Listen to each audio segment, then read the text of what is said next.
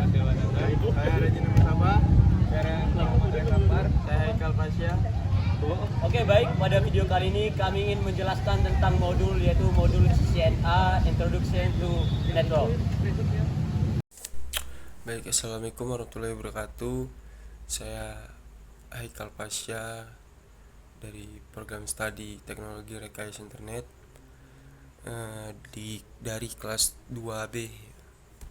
Jadi di sini saya akan menjelaskan materi tentang network trends atau tren jaringan. Jadi materi ini membahas berbagai teknologi dan praktik terini yang memengaruhi cara jaringan digunakan dan dikelola. Jadi berikut ada penjelasan untuk submateri ya, beserta contohnya saya akan menjelaskan. Yang pertama, tren terkini atau recent trends. Jadi pada tren ini, bagian ini membahas gambaran umum tentang arah perkembangan jaringan komputer. Tren utama mencakup peningkatan konektivitas, mobilitas, dan integrasi berbagai jenis perangkat serta layanan. Dan untuk contoh, ada pergeseran dari jaringan kabel statis ke kombinasi jaringan kabel dan nirkabel yang dinamis, serta peningkatan penggunaan aplikasi berbasis cloud dan komunikasi video. Lalu ada bring your own device atau bawa perangkat Anda sendiri. Ini adalah kebijakan yang memungkinkan karyawan atau mahasiswa menggunakan perangkat pribadi mereka, yaitu laptop, bisa tablet, smartphone, untuk mengakses sumber daya dan data jaringan organisasi atau kampus. Contoh, seorang mahasiswa menggunakan laptop pribadinya untuk mengakses portal akademik kampus, mengunduh materi kuliah, dan mengerjakan tugas di jaringan WiFi kampus. Lalu kolaborasi daring atau online collaboration. Topik ini mencakup alat dan teknologi yang memungkinkan individu untuk bekerja sama dan berkomunikasi secara efisien melalui internet, terlepas dari lokasi fisik mereka. Contoh penggunaan platform seperti Cisco WebEx, Zoom, atau Google Meet untuk kelas daring, rapat proyek kelompok, atau berbagi dokumen secara real time. Lalu ada komunikasi video. Jadi komunikasi video ini berfokus pada teknologi yang memungkinkan transmisi audio dan video berkualitas tinggi melalui jaringan IP. Ini mencakup konferensi video dan streaming. Contoh sistem konferensi video di ruang kelas atau kantor, atau panggilan video antara dosen dan mahasiswa untuk bimbingan skripsi. Lalu ada video Cisco WebEx untuk Huddles atau video Cisco WebEx for Huddles. Pembahasan spesifik mengenai solusi komunikasi video Cisco yang dirancang untuk ruang rapat kecil atau informasi, huddle rooms ya, atau memfasilitasi kolaborasi yang cepat dan mudah. Untuk contoh, penggunaan perangkat Cisco WebEx RoomKit Mini di ruang rapat kecil untuk menghubungkan tim yang tersebar di lokasi berbeda. Lalu ada komputasi awan atau cloud computing. Jadi cloud computing ini model penyediaan layanan komputasi atau server, penyimpanan basis data, perangkat lunak, dan lain-lainnya melalui internet atau awan. Penggunaan tidak perlu mengelola infrastruktur fisik sendiri ya. Contohnya kampus menggunakan layanan cloud atau menyimpan data mahasiswa atau menjalankan aplikasi akademik daripada mengelola pusat data lokal yang besar ya. Lalu ada tren teknologi di rumah atau teknologi trend in the home ya.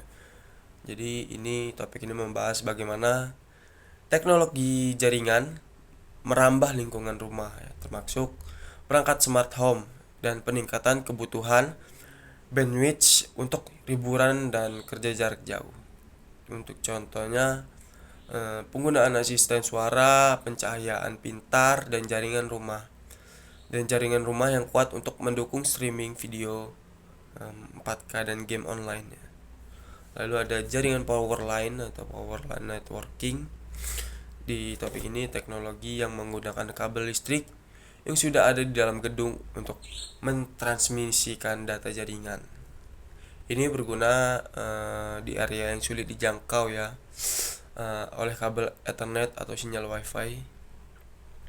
Contoh menggunakan adapter power line untuk menyediakan koneksi internet ya, di ruang bawah tanah atau lantai atas tanpa harus memasang kabel jaringan baru.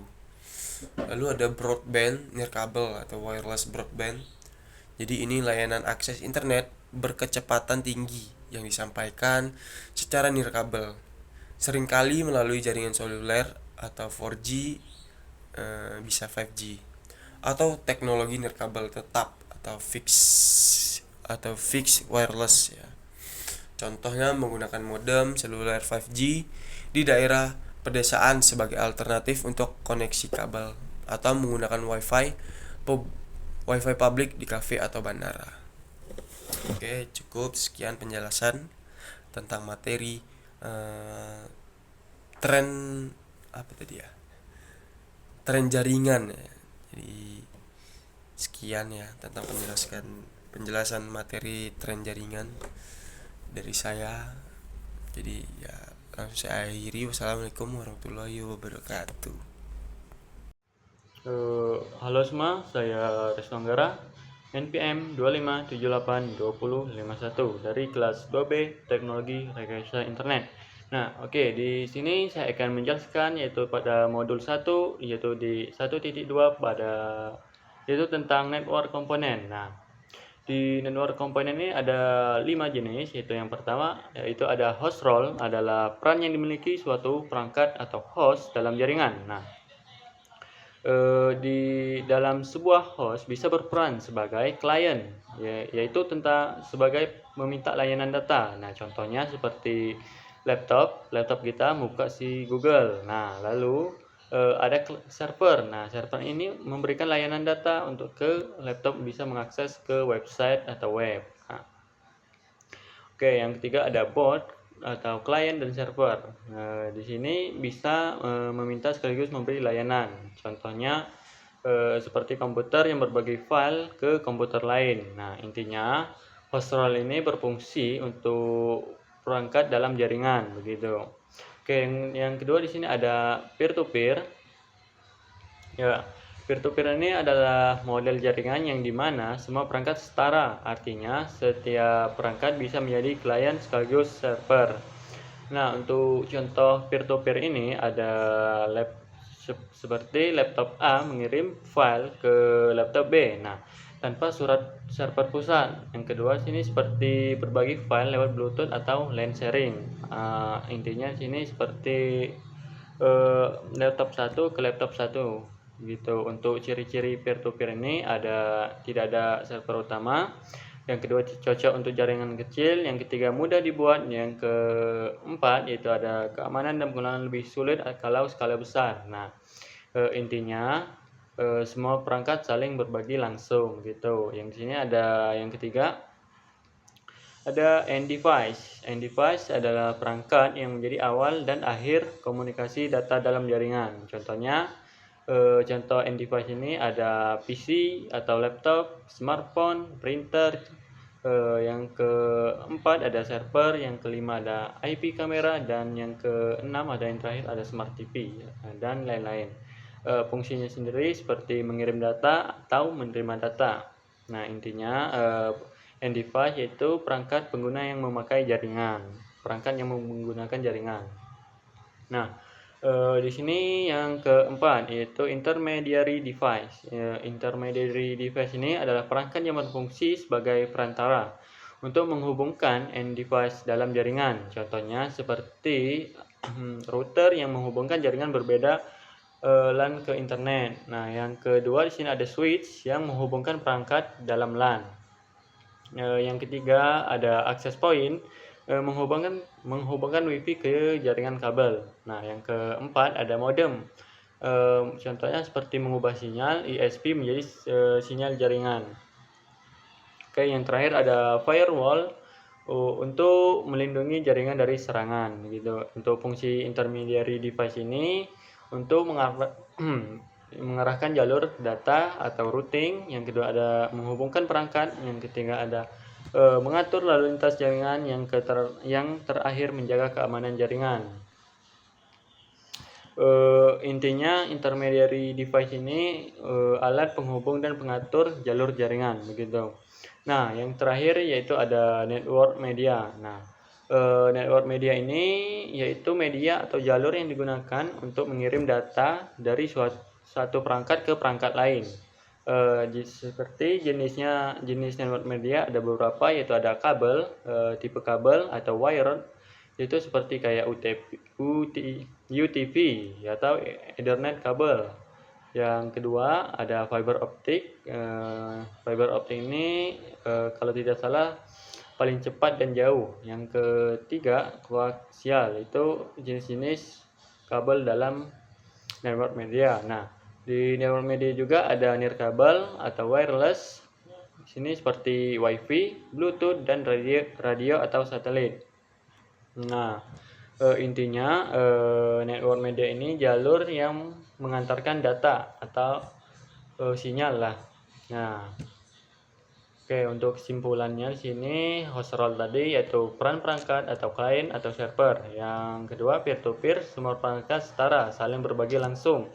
Yang ketiga end device, perangkat pengguna seperti PC, HP, printer. Nah, intermediary device ini yaitu perangkat penghubung seperti router, switch. Nah, yang terakhir network media seperti berfungsi untuk pengantar data seperti kabel dan wireless tadi. Nah, gitu. Oke, mungkin itu saja untuk penjelasan tentang komponen network komponen. Oke, selanjutnya saya akan serahkan ke rekan kelompok saya. Terima kasih. Assalamualaikum warahmatullahi wabarakatuh.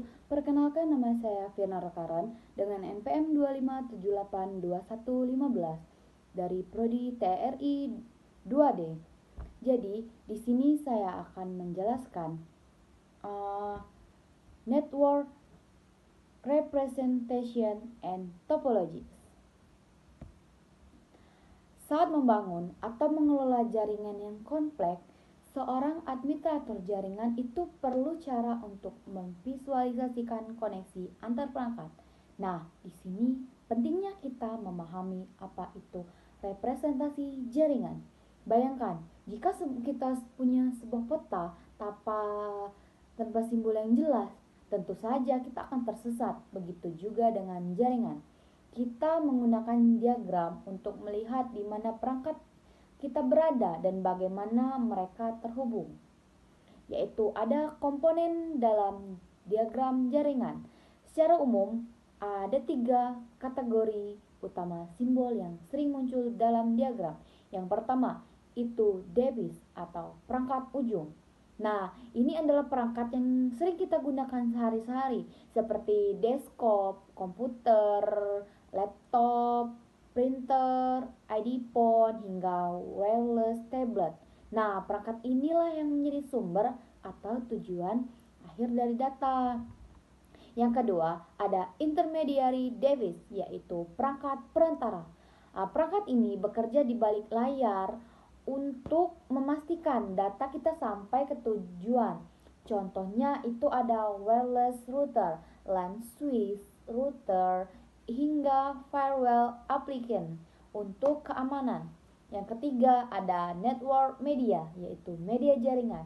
Nah, ini adalah jalan tempat data mengalir.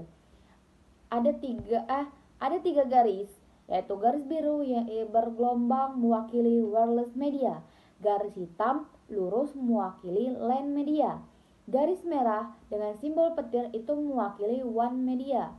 Nah, ada topologi penting. Sebelum masuk ke topologi, ada 3 istilah teknis yang wajib kita ketahui. Yang pertama, NIC atau Network Interface Card, yaitu kartu jaringan yang menghubungkan perangkat kita secara fisik ke media. Yang kedua, ada Physical Port, yaitu lubang atau konektor pada perangkat tempat kabel kita dicolokkan. Yang ketiga ada interface. Itu mirip seperti port, namun istilah ini lebih sering digunakan pada router untuk merujuk pada pintu masuk atau keluar ke jaringan tertentu. Lalu ada apa perbedaan topologi, fisik, dan logis? Nah, inti dari materi ini adalah membedakan dua jenis diagram topologi. Yang pertama yaitu ada topologi fisik atau physical topology. Diagram ini fokus pada lokasi geografis. Nah, di sini kita bisa melihat di mana perangkat kita diletakkan secara nyata. Misalnya perangkat berada di server room RM2158. Nah, lokasi spesifik di rack 1 atau set 2. Ini sangat berguna bagi teknisi saat ingin melakukan perbaikan hardware secara langsung di lapangan. Yang kedua yaitu topologi logis atau logical topology. Perbedaan dengan fisik, topologi logis itu fokus pada bagaimana data kita mengalir. Hal yang ditampilkan itu ada address stream, contohnya alamat IP 192.168.10.0, lalu ada nama port atau interface. Kita bisa melihat kode seperti FA0/1 atau Fast Ethernet. Diagram ini sangat penting bagi administrator jaringan untuk melakukan konfigurasi software dan troubleshooting konektivitas. Nah, kesimpulannya, topologi fisik itu memberitahu kita di mana perangkatnya, sedangkan topologi logis memberitahu kita bagaimana perangkat tersebut berkomunikasi. Memahami keduanya adalah langkah awal yang krusial sebelum kita melakukan langkah jauh di dunia networking. Sekian penjelasan dari saya Eli. Wassalamualaikum warahmatullahi wabarakatuh. Assalamualaikum warahmatullahi wabarakatuh. Perkenalkan, nama saya Naila Deswita dengan NPM 2578210. Di sini pada video kali ini saya akan membahas tentang modul 1.4, yaitu jenis-jenis jaringan. Tahukah kalian kalau misalnya jaringan itu hadir dalam berbagai ukuran, mulai dari yang sederhana sampai ke yang paling besar ya, atau super besar yang menghubungkan jutaan perangkat di seluruh dunia. Jaringan dengan berbagai ukuran. Secara garis besar kita bisa membagi jaringan berdasarkan skala penggunaannya. Jaringan rumah kecil misalnya biasanya itu untuk berbagi printer, dokumen, atau foto antar perangkat di rumah. Ada juga SOHO, Small Office Home Office ya. Ini tuh memungkinkan orang bekerja dari rumah atau kantor kecil untuk mengakses data pusat dan berkomunikasi dengan pelanggan. Ada juga jaringan menengah hingga besar. Itu digunakan oleh korporasi atau sekolah yang memiliki ratusan bahkan ribuan host ya, yang saling terhubung di banyak lokasi. Ada juga jaringan seluruh dunia. Ini jaringan besar ya, internet. Inilah jaringannya jaringan. Jadi kumpulan jaringan publik dan pribadi yang terhubung secara global. Sini kita akan membahas konsep jaringan peer-to-peer. Di jaringan kecil ya, seperti di rumah, seringkali kita ketemukan model peer-to-peer, artinya satu komputer ya berperan ganda. Jadi lebih dari satu. Dia bisa menjadi server yang membagikan data sekaligus menjadi klien yang meminta data dalam waktu yang bersamaan. Sederhana dan efisien untuk skala kecil. Lalu lanjut, kita di sini akan mengenal jaringan local area network dan wide area network. Ada 4 hal utama yang membedakannya. Jadi ada luas area, jumlah pengguna, jenis layanan, dan siapa yang bertanggung jawab mengelolanya. Local area network atau LAN ini mencakup area geografis kecil seperti rumah, satu gedung kantor kecil, atau kampus kecil. Local area network dikelola oleh satu organisasi atau individu dan ciri khas utamanya adalah menyelesaikan bandwidth, menyediakan bandwidth kecepatan tinggi untuk perangkat internal. Ada juga wide area network, itu jika kita ingin menghubungkan LAN ya, LAN local area network yang jaraknya sangat jauh, misalnya antar kota atau bahkan benua, kita tuh butuh WAN. Biasanya tuh WAN tuh dikelola oleh penyedia layanan ISP atau Internet Service Provider. Jangkauannya luas tapi kecepatan koneksinya tinggi. Jangkauannya itu luas tapi kecepatan koneksinya itu lebih lambat dibanding dengan koneksi lokal di dalam local area network atau jaringan LAN. Jadi kalau misalnya WAN itu jangkauannya luas tapi dia tuh lebih lambat untuk kecepatannya. Lalu kita di sini akan membahas apa itu internet.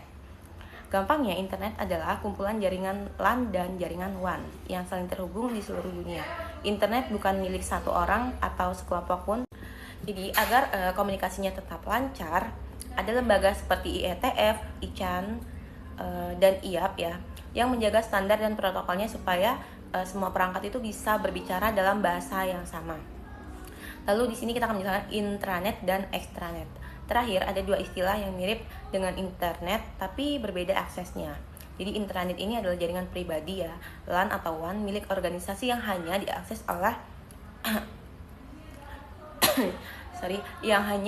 oleh pengguna internal saja seperti karyawan perusahaan seperti itu. Ada juga extranet, itu organisasi itu memberikan akses aman bagi pihak luar yang bekerja sama seperti pemasok atau supplier, pelanggan atau mitra bisnis.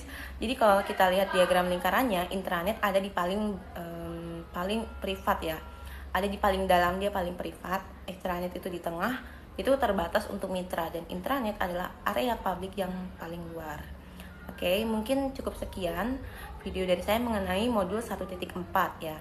Kita bisa mengenal jaringan WAN dan jaringan LAN ya, mulai dari jaringan paling sederhana sampai ke antar benua, antar kota.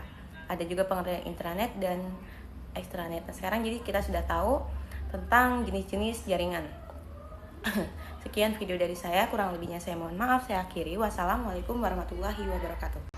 Assalamualaikum warahmatullahi wabarakatuh. Perkenalkan, nama saya Dimas Dewananda. Saya berasal dari TRI 2B dengan nomor NPM 257820037. Jadi di sini saya akan menjelaskan materi 1.5 tentang koneksi jaringan. Baik, di sini saya akan menjelaskan pengetahuan saya, yaitu Cisco Networking Academy atau disingkat NetAcad, khususnya mengenai bagaimana perangkat terhubung ke internet dan evolusi menuju jaringan konvergen. Yang pertama ada teknologi akses internet, yaitu rumah versus bisnis. Perbedaan utamanya antara keduanya terletak pada keandalan, kecepatan, dan biaya. Untuk rumah dan kantor kecil itu ada kabel menggunakan infrastruktur TV kabel yang sangat cepat dan populer. Yang kedua ada DSL atau Digital Subscriber Line. Itu menggunakan jalur telepon kabel yang sudah ada, cepat, tetapi kecepatannya itu tergantung jarak ke pusat penyedia. Lalu yang ketiga seluler, menggunakan sinyal HP 4G atau 5G, praktis untuk mobilitas tinggi. Lalu yang keempat ada satelit, yaitu solusi terakhir jika kabel tidak menjangkau lokasi atau daerah terpencil, butuh pandangan langit yang jelas. Lalu yang kelima ada dial up, itu sangat lambat, dia menggunakan jalur telepon analog atau sudah hampir ditinggalkan, jarang dipakai. Lalu untuk bisnis atau enterprise, yang pertama itu dedicated laser line, itu menggunakan jalur khusus milik sendiri yang tidak berbagi dengan orang lain atau sangat mahal tapi sangat aman dan stabil. Yang kedua ada Metro Ethernet, itu menghubungkan antar kantor gedung di satu kota dengan kecepatan seperti jaringan lokal LAN. Lalu yang ketiga itu bisnis DSL, biasanya bersifat simetrik atau kecepatannya unggah dan unduh sama besarnya, penting untuk server kantor. Lalu yang kedua itu ada jaringan konvergen. Jaringan ini adalah perubahan besar dalam sejarah teknologi. Yang pertama dulu jaringan terpisah. Jika ingin menelepon, ada kabel telepon sendiri. Ingin TV, ada kabel sendiri. Lalu ingin internet, kabelnya pun sendiri. Lalu yang kedua, konvergen. Semuanya itu seperti suara, video, dan data lewat di satu jalur kabel atau infrastruktur yang sama. Semuanya menggunakan standar yang sama, IP atau Internet Protocol. Lalu yang ketiga ada analogi. Dulu kita membawa kamera, pemutar musik, dan telepon genggam itu secara terpisah. Sekarang semuanya bisa menjadi satu di konvergen di dalam satu smartphone. Seperti itu. Lalu yang ketiga ada representasi jaringan. Karena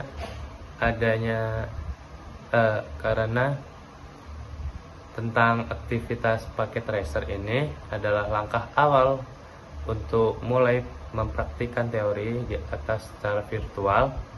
Di dalam paket tracer kita akan melihat icon-icon yang memiliki materi tersebut. Yang pertama ada end device yang terdiri dari PC, laptop, server, dan IP phone.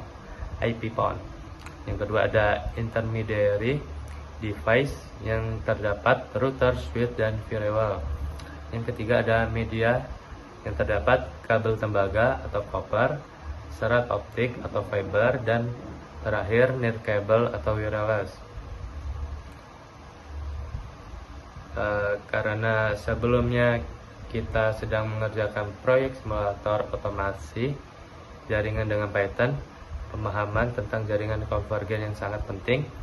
Otomasi jaringan biasanya berjalan lebih optimal pada infrastruktur yang sudah terintegrasi konvergen karena protokol yang digunakan itu seragam. Mungkin sekian yang bisa saya jelaskan. Kurang lebihnya saya mohon maaf. Assalamualaikum warahmatullahi wabarakatuh. Assalamualaikum warahmatullahi wabarakatuh. Perkenalkan, nama saya Muhammad Ramadhani dengan NPM 2578245 dari kelas TRI 2B. Jadi saya di sini akan menjelaskan modul di NetaChat 1.6 yaitu arsitektur jaringan. Jadi arsitektur jaringan itu adalah sebuah rencana struktural yang menentukan bagaimana perangkat-perangkat dalam suatu jaringan komputer saling terhubung, berkomunikasi, dan berinteraksi satu sama lain. Sederhananya adalah cetak biru atau kerangka kerja yang mengatur tata letak, fisik, logika dari sebuah sistem komunikasi data.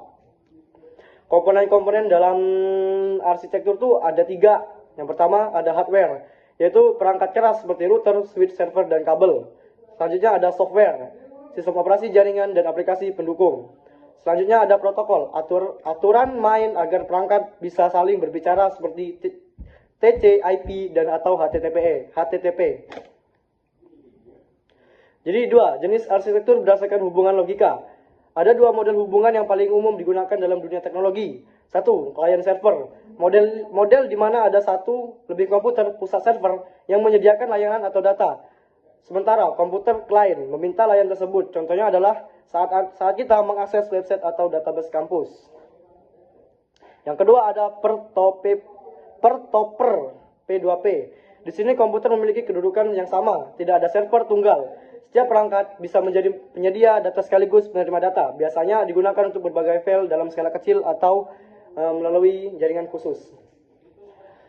Selanjutnya ada toleransi kesalahan atau fault tolerance. Toleransi kesalahan adalah kemampuan jaringan untuk tetap beroperasi meskipun terjadi kegagalan pada salah satu komponennya, seperti kabel putus atau router mati.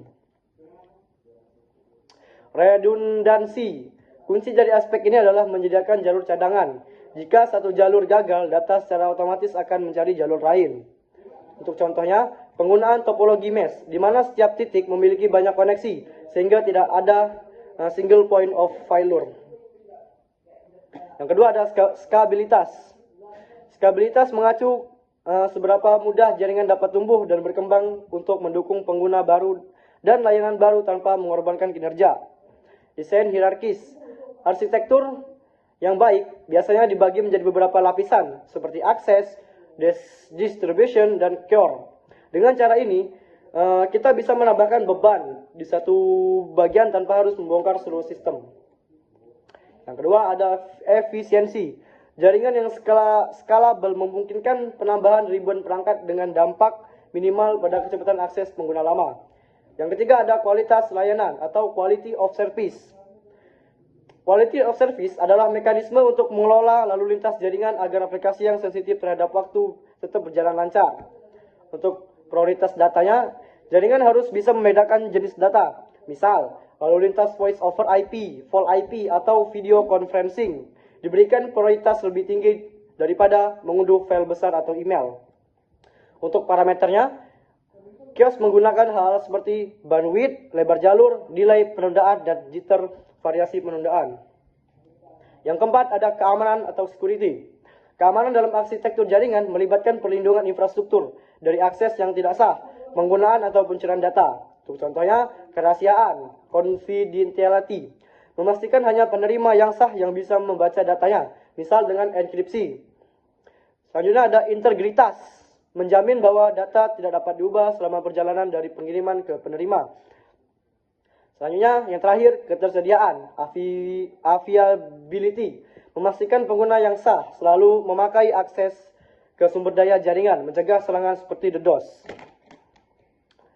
Jadi, keempat ini saling berkaitan. Misal jaringan dengan keamanan yang buruk bisa diserang hingga menurunkan ketersediaannya. Atau cost yang buruk bisa membuat jaringan yang scalable terasa sangat lambat. Oke, mungkin itu saja yang dapat saya sampaikan. Untuk lebih dan kurang saya mohon maaf. Wassalamualaikum warahmatullahi wabarakatuh. Oke, baik. Pada video kali ini saya ingin menjelaskan tentang modul, yaitu pada bagian 1.1, yaitu pentingnya jaringan dalam kehidupan manusia. Komunikasi merupakan kebutuhan fundamental manusia yang tingkat kepentingannya berada tepat di bawah kebutuhan fisik dasar seperti udara, air, makanan, dan tempat tinggal. Di era modern, teknologi jaringan telah mengubah cara kita berinteraksi dengan memungkinkan hubungan instan yang melampaui batas geografis. Hal ini memfasilitasi kolaborasi ide secara global, penyebaran informasi dan berita dalam hitungan detik, serta memungkinkan individu untuk tetap bersosialisasi meskipun terpisah jarak yang sangat jauh. Singkatnya, jaringan telah menjadi infrastruktur vital yang menghubungkan manusia dan mendukung keberlangsungan hidup sosial di seluruh dunia. Kelanjut pada 1.2. Pada 1.2 saya nggak usah menjelaskan karena pada 1.2 itu adalah bagian video. Saya akan lanjut pada 1.3. Pada 1.3 ini adalah tentang jaringan tanpa batas atau global community. Kemajuan teknologi jaringan merupakan salah satu perubahan paling signifikan di era modern yang berhasil menciptakan dunia tanpa batas. Dengan adanya konektivitas global, hambatan tradisional seperti jarak geografis, batasan negara, hingga keterbatasan fisik menjadi kurang relevan karena informasi dapat mengalir secara bebas dan instan. Hal ini mempermudah kolaborasi lintas negara dan memastikan bahwa setiap individu memiliki akses yang sama terhadap peluang dan informasi, sehingga dunia kini berfungsi sebagai satu komunitas besar yang saling terhubung tanpa sekat. Assalamualaikum warahmatullahi wabarakatuh. Di sini saya Muhammad Rehan Raffi Akbar dari kelas 2D. Di sini saya akan menjelaskan modul 1, yaitu tentang keamanan jaringan. Di sini ada ancaman keamanan. Jadi keamanan jaringan ini merupakan bagian integral dan jaringan komputer. Terlepas dari apakah jaringan tersebut berada di rumah dengan satu koneksi ke internet atau di perusahaan dengan ribuan pengguna, keamanan jaringan harus mempertimbangkan lingkungan serta alat dan persyaratan jaringan. Nah, di sini terdapat beberapa ancaman eksternal umum terhadap jaringan. Yang pertama ada virus, worm, dan Trojan horse. Ini berisi perangkat lunak atau kode berbahaya yang berjalan di perangkat pengguna. Lalu ada software dan adware. Ini adalah jenis perangkat lunak yang diinstal pada perangkat pengguna perangkat lunak tersebut, kemudian secara diam-diam untuk mengumpulkan informasi tentang pengguna. Lalu di sini ada serangan zero day, juga disebut serangan zero hour. Serangan ini terjadi pada hari pertama kerentanan tersebut diketahui. Terus ada serangan pelaku ancaman. Di sini seseorang yang jahat menyerang perangkat pengguna atau sumber daya jaringan. Nah, terus ada serangan penolakan layangan. Di sini serangan ini memperlambat atau menyebabkan aplikasi dan proses pada perangkat jaringan mengalami kerusakan. Terus ada pencurian identitas. Serangan ini mencuri kredensial login pengguna untuk mengakses data pribadi. Tapi di sini ada solusi keamanannya. Itu implementasi keamanan jaringan rumah biasanya cukup mendasar. Umumnya Anda mengimplementasikan pada perangkat terakhir. Nah, jadi berikut komponen keamanan dasar untuk jaringan rumah atau kantor kecil, yaitu antivirus dan anti-software. Aplikasi ini membantu melindungi perangkat dan infeksi perangkat lunak berbahaya. Terus ada lagi penyaringan firewall. Penyaringan firewall memblokir akses tidak sah untuk dan keluar dari jaringan ini. Mencakup sistem firewall berbasis host yang mencegah akses tidak sah ke perangkat akhir, atau layanan penyaringan dasar pada router rumah untuk mencegah akses tidak dan luar untuk ke dalam jaringan. Nah, di sini juga ada jaringan yang lebih besar dan jaringan perusahaan menggunakan antivirus, anti-software, dan penyaringan firewall. Tetapi mereka juga memiliki persyaratan keamanan lainnya. Di sini ada sistem firewall khusus. Sistem ini menyediakan kemampuan firewall yang lebih canggih yang dapat menyaring sejumlah besar lalu lintas dengan lebih kecil atau lebih detail. Berdasarkan kontrak akses ACL, ini menyaring lebih lanjut akses dan penerus lalu lintas berdasarkan alamat IP dan aplikasi. Terus sistem pencegahan antivirus IPS. Sistem ini mengidentifikasi ancaman yang menyebar dengan cepat seperti serangan zero day atau zero hour. Jaringan pribadi virtual VPN ini menyediakan akses aman ke dalam suatu organisasi bagi jarak jauh. Nah, jadi itu saya sudah menjelaskan tentang keamanan jaringan. Cukup sekian, terima kasih. Saya Reginald Musafa dengan NPM 2578252. Jadi saya di sini akan menjelaskan tentang modul 1.9 tentang profesional PI. Jadi pada bagian ini kita akan membahas tentang sertifikasi CCNA. Sebagai mahasiswa Netacat, kita bisa saja sudah bekerja di bidang IT atau masih dalam proses belajar untuk mempersiapkan karir. Karena itu, kita penting untuk mengetahui keterampilan apa saja yang dibutuhkan di dunia kerja IT saat ini. Peran seorang insinyur jaringan terus berkembang dan semakin penting. Disinilah sertifikasi CCNA berperan, karena sertifikasi ini menunjukkan bahwa kita memiliki pengetahuan dasar tentang jaringan dan siap mengikuti perkembangan teknologi terbaru. CCNA versi terbaru terdiri dari 3 kursus dan 1 ujian yang mencakup materi dasar jaringan, yaitu yang fokusnya meliputi dasar-dasar IP, lalu keamanan jaringan, jaringan nirkabel, virtualisasi, otomatisasi, dan pemrograman jaringan. Selain itu, Cisco juga menyediakan sertifikasi DevNet untuk mengembangkan kemampuan di bidang software dan pemrograman. Jadi yang menarik dari sini nih, kita bisa mulai dari mana aja karena tidak ada persyaratan untuk mengambil sertifikasi ini. Bahkan ada juga sistem pengembangan berkelanjutan untuk memperbarui sertifikasi. Lalu di 1.92 ada pekerjaan jaringan. Jadi di sini nih kita akan ngebahas tentang peluang pekerjaan di bidang jaringan. Dengan memiliki sertifikasi CCNA, kita bisa membuka banyak peluang kerja di bidang IT. melalui website NetaChat. Kita bisa mencari lowongan kerja menggunakan fitur Talent Bridge yang menghubungkan kita dengan perusahaan termasuk Cisco dan mitranya. Selain itu, kita juga bisa mencari pekerjaan melalui platform seperti Indeed, Glassdoor, atau Monster dengan kata kunci yang bisa digunakan misalnya IT, administrator jaringan, arsitek jaringan, dan administrator sistem komputer. Nah, lalu kita juga bisa menambahkan kata Cisco CCNA agar pencarian lebih spesifik. Jadi, sertifikasi CCNA tidak hanya menambah pengetahuan kita, tapi juga sangat membantu dalam membuka peluang karir kita di bidang teknologi informasi ini. Jadi, segitu aja. Sekian, terima kasih.